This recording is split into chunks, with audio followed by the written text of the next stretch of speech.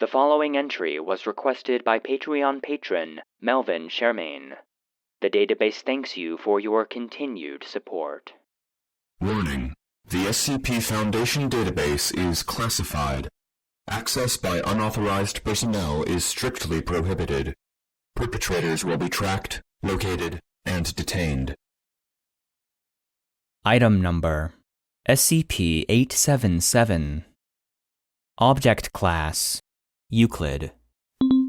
Edit Cater. Special Containment Procedures. All copies of SCP-877 are to be kept in electromagnetically sealed containers in the Site-19 storage vault. Containers are to be fitted with radio receivers set to scan all frequencies for incoming or outgoing transmissions. A log of previously used frequencies is to be kept on file.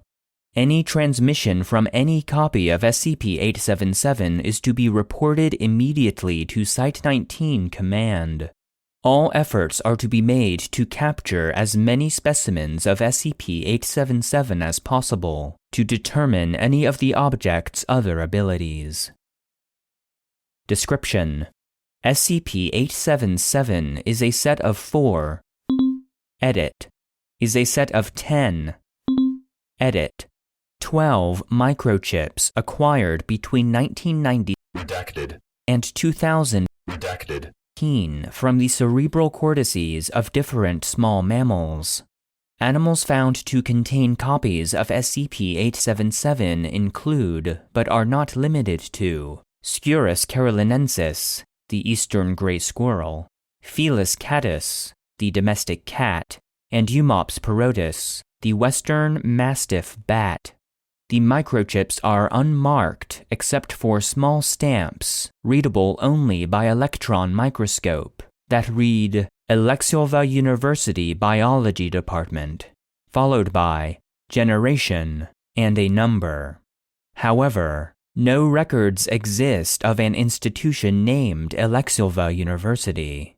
Moreover, the abilities of these microchips are beyond the technological capability of any known laboratory to create.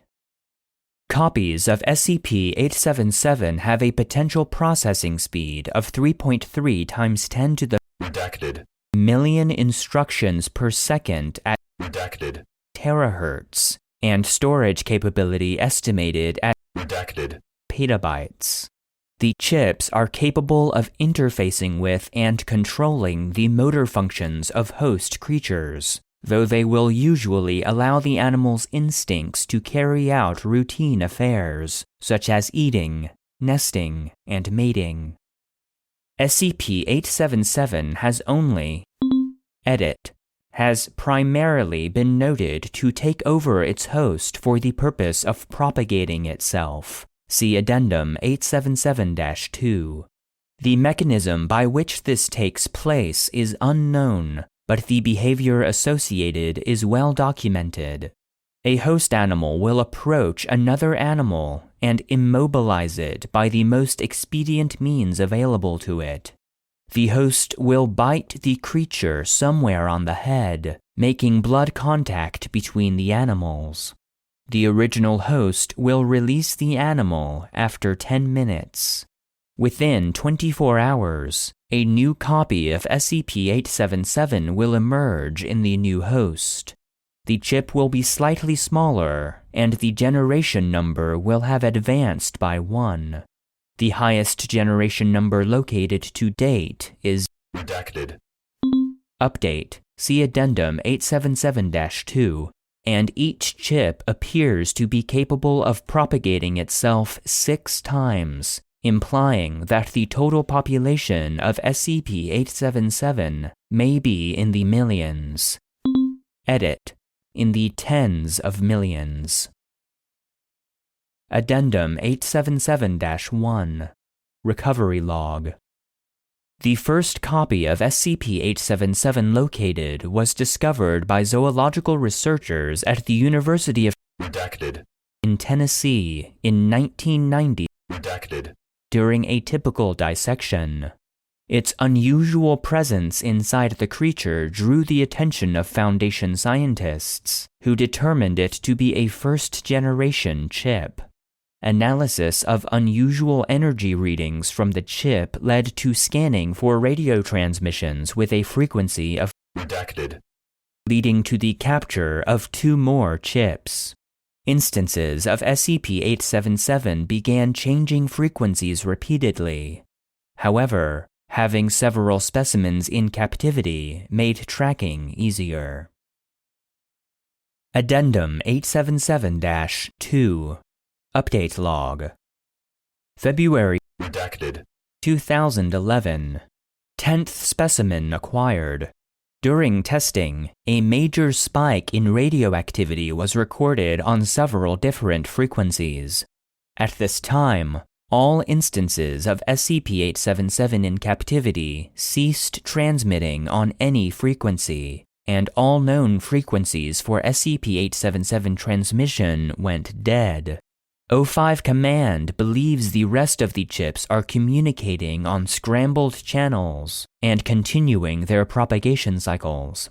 Without any understanding of the chip's origins or ultimate goal, the threat level of SCP-877 is to be considered high, and attempts to locate specimens of and materials relating to SCP-877 should be considered top priority.